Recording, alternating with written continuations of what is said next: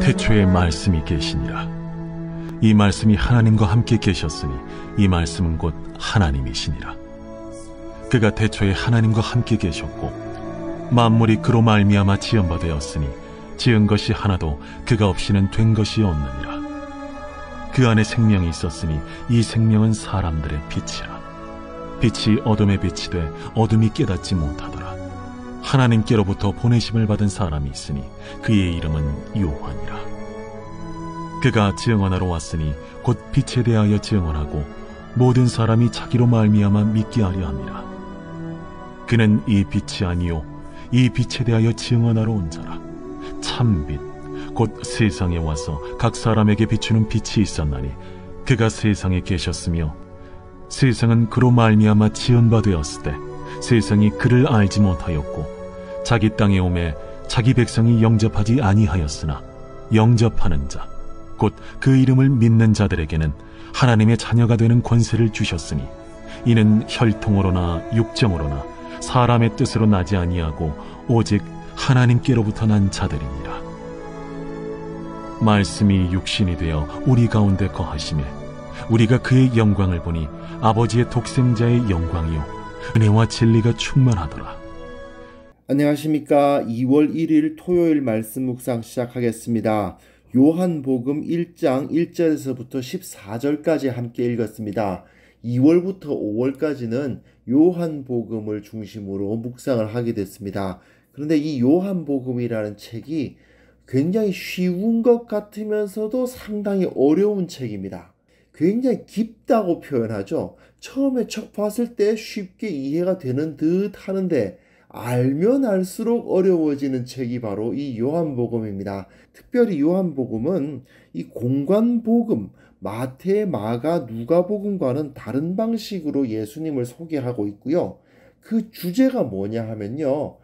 구약 성경에 나타난 이스라엘의 하나님과 예수님이 어떤 관계에 있는가에 초점을 맞추고 있어요. 물론 이것은 4개의 복음서 모두가 공유하고 있는 주제입니다. 그러나 독특한 방식으로 이것을 설명하고 있고요. 당시의 유대교가 이스라엘의 하나님을 제대로 섬기고 있지 않았다라는 사실을 강력하게 고발하는 책이기도 합니다. 즉 예수님은 유대교로부터 배척을 당하셨지만 오히려 유대교보다 더 하나님을 바르게 섬긴 분이다. 예수님을 따르는 것이야말로 예수님을 섬기는 것이야말로 하나님을 온전히 섬기는 것이다. 이런 가르침을 주고 있어요. 그런데 요한복음은 결국은 읽다 보면 점점 더 알게 됩니다. 읽다 보면 그 전에 했던 말이 그런 뜻이었구나 라고 깨닫게 되는 일들이 많아요.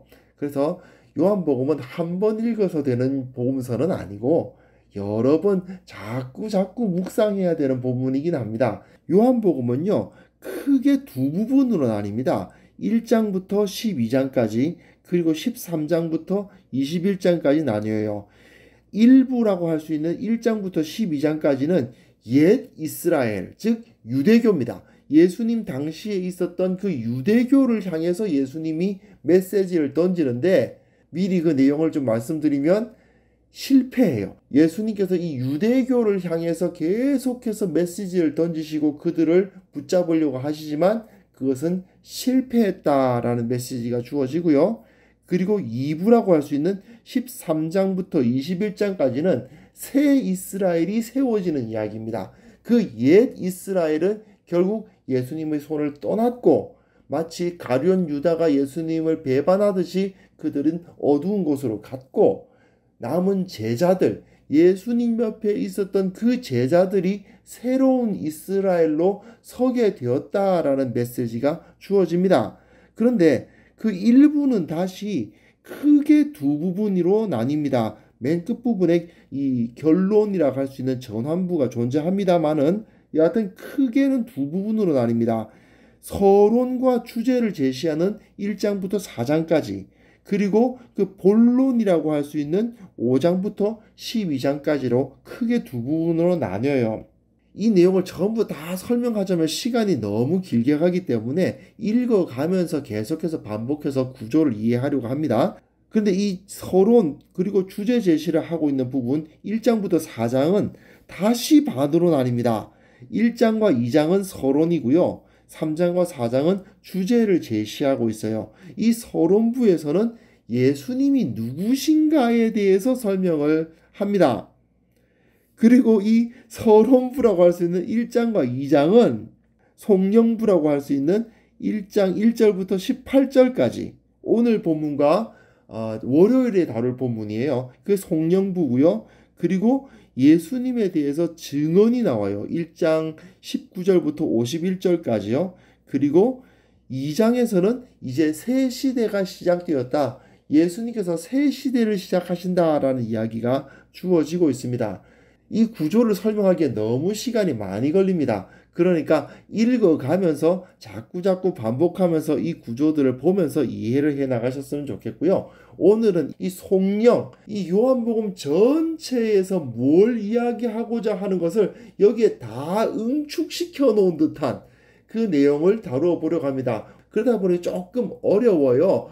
내용이 많이 응축되다 보면은 그 내용 자체를 이해하는 데도 쉽지 않지 않습니까? 그러니까 어쩌면 오늘 본문과 내일 본문은 그냥 이것을 읽고 그리고 이후의 본문을 계속 묵상해 가면서 1장 1절부터 18절까지 그 송영부가 이 이야기를 하려고 했던 거구나 하고 깨달아 갔을 수 있으면 되겠습니다. 1절부터 5절까지 내용 보시면요. 태초에 말씀이 계시니라. 이 말씀이 하나님과 함께 계셨다. 이 말씀은 하나님이시다. 이런 아주 독특한 표현을 사용하고 있습니다.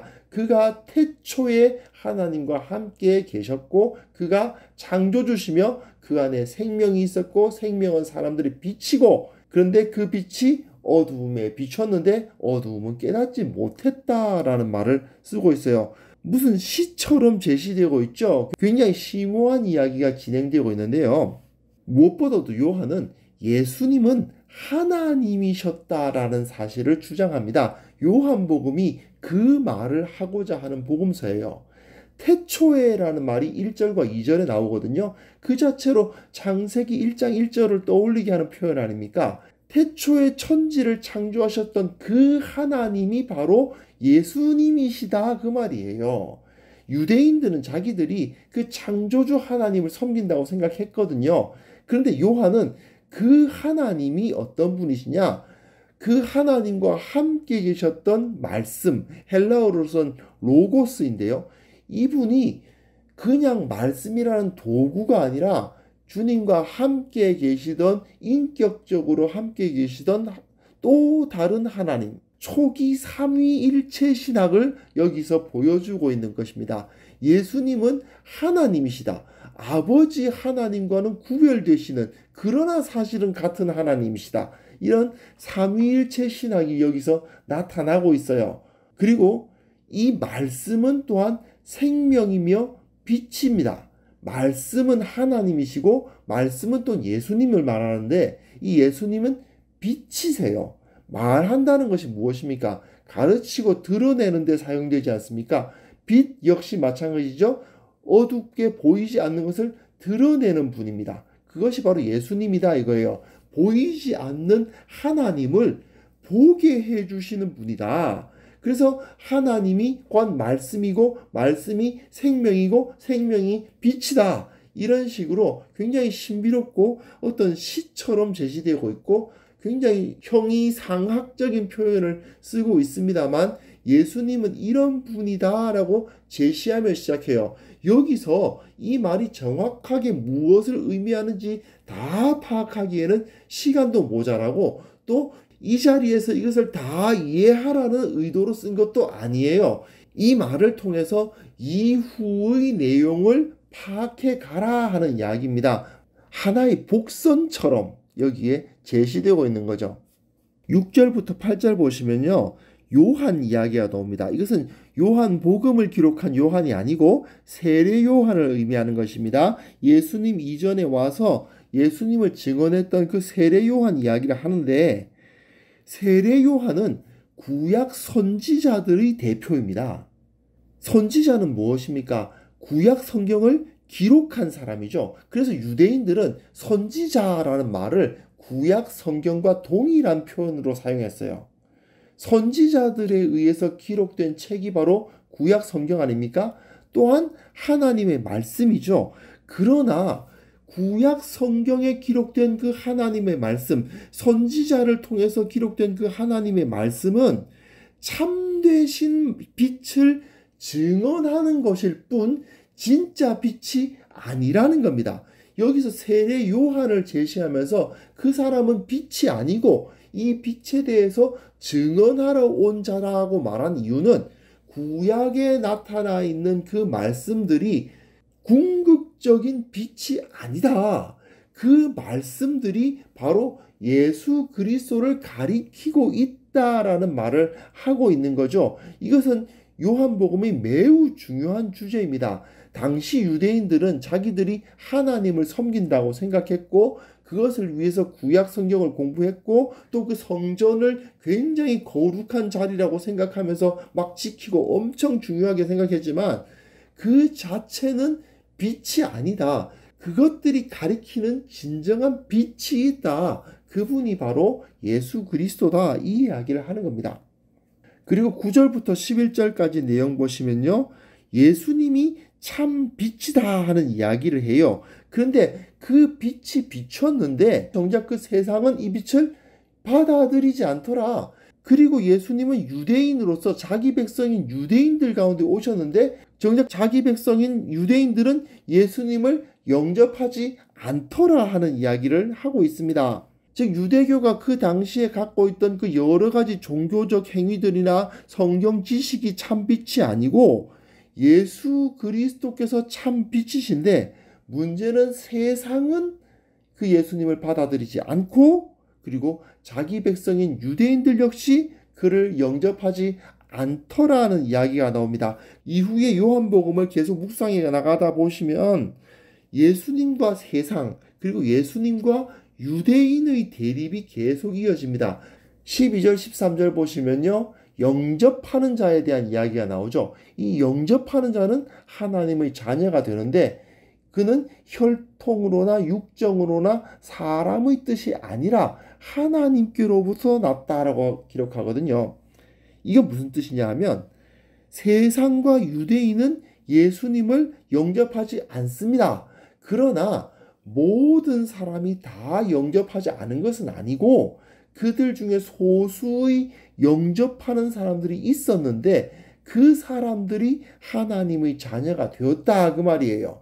여기서 중요한 것은 그들이 혈통이나 육적이나 사람의 뜻에 의하지 않았다. 즉 유대인의 혈통을 타고났기 때문에 하나님의 자녀가 된 것이 아니고 사람이 정한 그 종교적인 행위들을 했기 때문에 하나님의 자녀가 되는 것이 아니다. 즉 종교적 이유로서 그들은 하나님의 자녀가 되지 않는다. 오직 믿음으로써 하나님의 자녀가 된다는 이야기를 해요. 여기서 매우 중요한 메시지가 또 있죠. 종교를 반대합니다. 이건 좀 어려워요. 종교와 신앙이 어떻게 차이가 나는지에 대해서 많은 분들이 잘 구별을 못 하시는 경우가 많습니다. 그러나 분명한 것 하나만은 기억해 주시기 바랍니다. 성경은요, 성경 66권 전체가 종교를 반대합니다. 기독교가 종교 아니었어? 예, 사실 기독교는요, 종교를 반대하는 사상, 종교를 반대하는 정신, 종교를 반대하는 신앙, 그게 바로 기독교입니다. 기독교는 종교를 반대해요. 결코 기독교는 종교가 아닙니다. 여기서 이 용어 문제가 있기 때문에 어려운데 이것 역시 요한복음을 계속 묵상해 나가다 보면 깨달을 수가 있게 됩니다. 결국 요한복음을 온전히 이해하기 위해서는 꾸준히 하셔야 돼요. 요한복음은 중간에 빠지면 어렵습니다. 매일매일 묵상을 이어나가실 수 있었으면 좋겠습니다. 그리고 14절 보시면요. 이게 요한복음의 주제라고 할 수 있거든요. 말씀이 육신이 되어 우리 가운데 거하심에 우리가 그의 영광을 보니 아버지의 독생자의 영광이요 은혜와 진리가 충만하더라. 예수님이 바로 태초부터 하나님과 계셨던 말씀, 곧 하나님이신데 그 하나님이신 말씀이 육신을 입으시고 사람이 되셔서 우리 가운데 장막을 치셨다는 것입니다. 우리 가운데 거하셨다는 표현은 사실은 정확하게 말하면 텐트를 치셨다라는 말인데요. 이것은 구약 이스라엘이 광야를 지날 때에 그 이스라엘 가운데 성막을 치시고 그 가운데 하나님이 거하셨던 것처럼 예수님이 그 백성들 가운데 거하신다는 의미입니다. 그 이스라엘은 그 성막 위에 임재한 구름 기둥과 불 기둥을 통해서 하나님의 영광을 보았지 않습니까? 우리는 예수 그리스도를 통해서 그 영광을 보게 되고 하나님의 백성이 된다, 그 이야기입니다. 그리고 은혜와 진리라는 말은 구약 성경에서 매우 자주 반복되는, 특히 시편에서 많이 반복되는 표현이에요. 이건 하나님의 속성을 대표하는 말입니다. 이것을 통해서 하나님을 온전히 알게 된다는 걸 의미해요. 하나님의 그 인자와 진리를 깨닫게 된다, 그 말입니다. 요한은 예수 그리스도를 통해서 우리는 새로운 이스라엘에 속한다, 하나님의 자녀, 하나님의 백성이 된다, 그리고 하나님이 어떤 분이신지 온전히 깨닫게 된다라고 선포해요. 이게 바로 요한복음의 주제입니다. 사실 우리가 요한복음의 송영부만 읽어가지고서는요, 그 자체로 구체적인 적용을 하기는 굉장히 어렵습니다. 요한복음 전체를 포괄하는 내용이다 보니까 어렵죠. 그래서 오늘은 이 요한복음을 꾸준히 묵상해 나갈 것을 제가 여러분들에게 권면을 드리고 싶습니다. 요한복음을 통해서 우리 가운데 오셔서 거하시는 그 예수님을 이해하실 수 있습니다. 그리고 참된 신앙은 종교가 아니다라는 말이 도대체 무슨 뜻인지를 깨달으셔야만 됩니다. 우리는 종교로부터 벗어나야만 해요. 참된 신앙은 결코 종교가 아닙니다. 그리고 그 종교적인 태도를 깨뜨려야만 됩니다. 그리고 예수님을 실제적으로 인격적으로 만나야 됩니다. 이것이 바로 요한복음이 우리들에게 가르치는 바거든요. 이 요한복음 묵상 2월부터 5월까지 한 4개월 정도 되는 이 묵상을 통해서 이러한 깊은 깨달음을 우리가 모두 체험할 수 있었으면 좋겠습니다. 오늘은 한번 다짐해 봅시다. 자, 요한복음 열심히 한번 묵상해 보자. 다짐을 해보시고 그리고 이후에 모든 시간표를 한번 정리하는 시간 가졌으면 좋겠습니다. 하나님 아버지, 귀한 복음을 통해서 주 예수 그리스도께서 어떠한 분이신지를 다시 한번 깊이 깨닫게 하여 주시고 참된 신앙이 어떠한 것인지를 깨닫는 시간 시작되게 하여 주옵소서. 2월부터 5월까지 상당히 긴 기간 동안 이 요한복음을 묵상해 나갈 때 주님을 더욱더 깊이 만나고 온전히 우리의 삶이 변화되는 계기가 되게 하여 주옵소서. 예수 그리스도의 이름으로 기도합니다. 아멘.